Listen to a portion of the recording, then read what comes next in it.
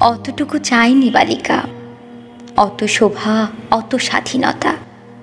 চেয়েছিল আরও কিছু কম। আয়নার দাঁড়ে দেহ মেলে দিয়ে বসে থাকা সবটা দুপুর। চেয়েছিল মা বকুক, বাবা তার বেদনা দেখুক। অতটুকু চায়নি বালিকা, অত হৈরৈ লোক, অত ভিড়, অত সমাগম। চেয়েছিল আরও কিছু কম। একটি জলের খনি, তাকে দিক তৃষ্ণা এখনই।